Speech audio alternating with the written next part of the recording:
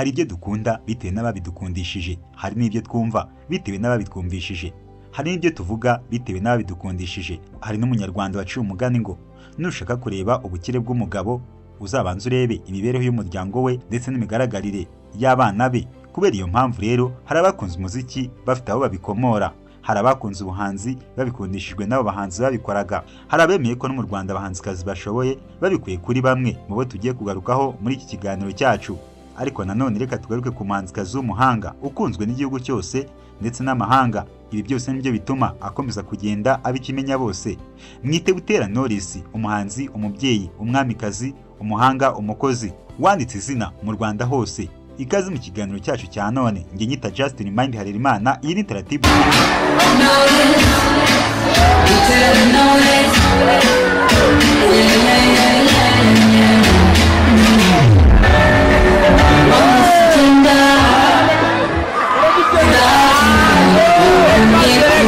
Knowless amazina nyakuri yitwa Jeanne Ingabire Butera, ni umwe mu bahanzi b'abanyarwandakazi bafite izina rikomeye mu muziki w'u Rwanda. Ni umuhanzi umaze imyaka irenga 10 mu ruhando rw'imyidagaduro.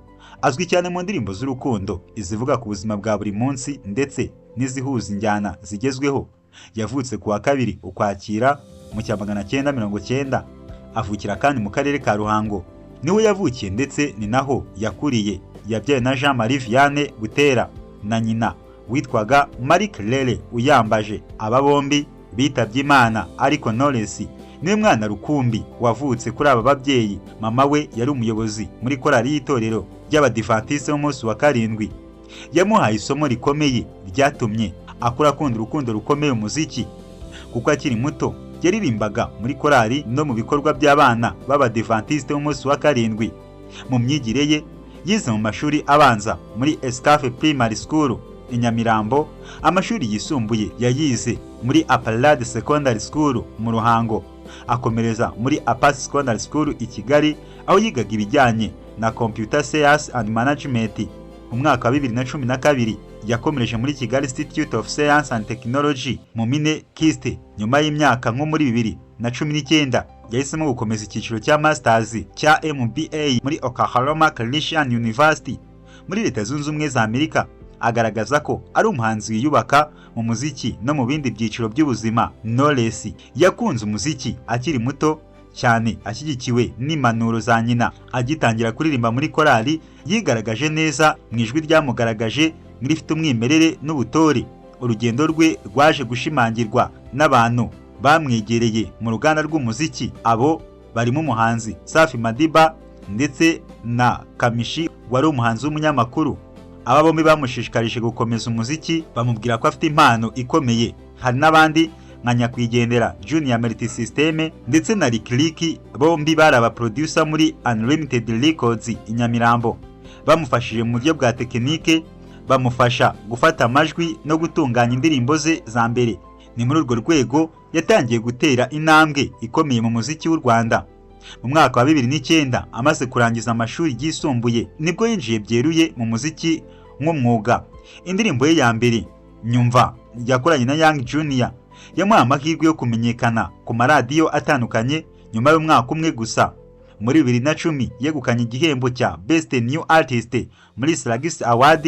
Ibi byabaye ikimenyetso cy'uko yari afite aho aganisha ibihangano bye. Muri 2011 yasohoye album ye ya mbere yise Komeza. Iyi album yerekanaga ko yari afite umusingi ukomeye mu muziki w'u Rwanda ndetse inamufungurira inzira yo kugenda arushaho kwiyubaka nk'umuhanzi w'igihangange. Butera Knowless yagiye agaragaza umwihariko mu buhanzi bwe, aho yari afite ijwi ritandukanye cyane n'iry'abandi bahanzi, rituje kandi rifite ubushobozi bwo kwerekana amarangamutima yihariye.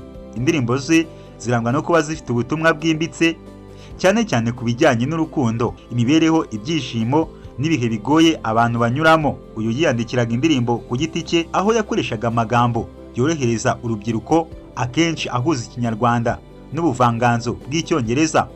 Uburyo bwe bwo kwandika bushingiye ku guhuza umuco nyarwanda n'injyana mpuzamahanga nka R&B ndetse na Afrobeat.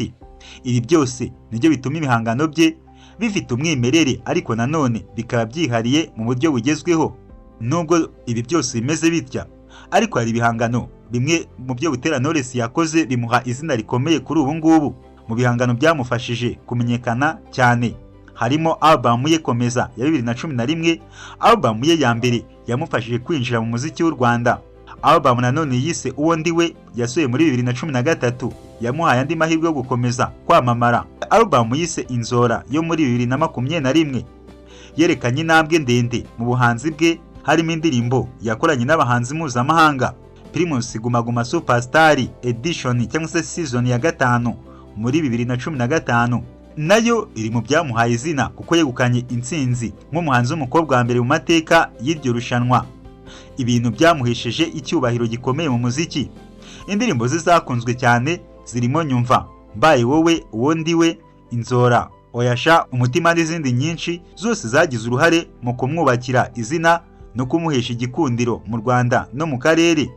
Butera Knowless yabaye icyitegererezo ku rubyiruko cyane cyane abakobwa kubera uburyo yagaragaje ko bishoboka kuba umuhanzi ukomeye mu Rwanda no hanze yarwo. Ikindi kandi yafashije guhindura imyumvire ku ruhare rw'abagore mu muziki, yerekana ko nabo bashobora kugera ku rwego rwo hejuru mu ruganda rw'imyidagaduro.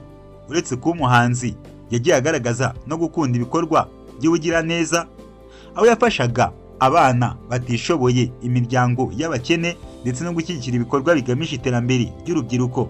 Uhita wibaza ati ko yatangiye umuziki kera, nibiye bihembo Butera Knowless yegukanye? Urugendo rw'umuziki rwa Butera Knowless rugaragarira cyane mu bihembo yagiye yegukana, aho uyu muhanzi yegukanye Best New Artist muri Slagis Award 2010 ndetse yegukana na Best Female Artist muri Slagis Award ya 2013. Ikindi kandi yegukanye Primus Guma Guma Superstar Edition ya 5 muri 2015, aba umukobwa wa mbere utsindiye iri rushanwa nk'uko twabikubwiye. Yatwaye kandi Rwandan Artist of the Year muri Bingwa Music Award muri Kenya muri 2015. Yarongeye kandi atwara igihembo cya Best Female Artist of the Month muri Zambia muri Zikomo African Award 2021. Ibitaramo yitabiriye n'ibikorwa mpuzamahanga yagiyemo. Butera Knowless yagiye yitabiriye ibitaramo n'imurikabikorwa rikomeye imbere mu gihugu no hanze. Hari igitaramo yitabiriye i Kampala muri Uganda muri 2024 cyamugaragaje nk'umuhanzi ukunzwe mu karere. Ikindi kandi yitabiriye igikorwa mpuzamahanga gihuza abanyarwanda n'inshuti z'u Rwanda, Rwanda Day mu Bwongereza muri 2013.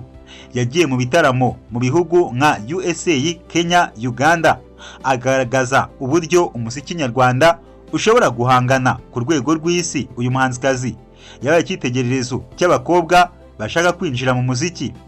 Ubuhanzi bwe buhuza umwimerere w'ijwi rya Kinyarwanda n'injyana mpuzamahanga nka R&B na Afrobeat, bikazamura umuziki w'u Rwanda ku rwego rw'akarere. Abahanzi bakiri bato bamufata nk'urugero rw'ubwitange n'uburyo bwo kubaka izina rikomeye. Butera Knowless yashakanye na Ishimwe Clement, umuproducer w'umuhanga w'icyamamare mu Rwanda. Bombi bafitanye abana babiri, bakaba bafatwa nk'umuryango bakiye ku rukundo no gushyigikirana. Gusa hari ibindi bibazo yagiye ahura nabyo. Knowless yagiye afasha abana b'imfubyi n'abatishoboye, agatanga ibikoresho by'amashuri n'inkunga zitandukanye. Yifatanyije n'imiryango itandukanye mu bikorwa byo guteza imbere urubyiruko no gushyigikira iterambere ry'imibereho myiza. Knowless yahinduye imyumvire ku bahanzi n'abagore mu Rwanda, aho yerekanye ko bashobora gutsinda amarushanwa akomeye no gukora ku rwego mpuzamahanga. Ikindi kandi yafashije kugeza umuziki w'u Rwanda ku rwego mpuzamahanga biciye mu mikoranire n'abahanzi b'akarere. Hari ikindi urubyiruko rumwigiraho nko kwihangana, kwitinyuka no gukunda impano yawe. Ikindi bamwigiraho no kubaka umuryango n'urukundo mu buzima busanzwe. Bamwigiraho kandi gukoresha umuziki nk'uburyo bwo gutanga ubutumwa bufatika. Knowless akomeje gufatwa nk'umwamikazi w'umuziki w'u Rwanda bitewe n'ubuhanga bwe n'ubutumwa bw'indirimbo ze. Kuri ubu ahugiye gukora kuri album ye ya 6. Gusa nanone kandi hari imishinga mishya afite, kweruka gushyira hanze indirimbo nshya nk'Umutima na Oyasha. Arateganya ibitaramo mpuzamahanga muri Uganda, Kenya na Leta Zunze Ubumwe za Amerika.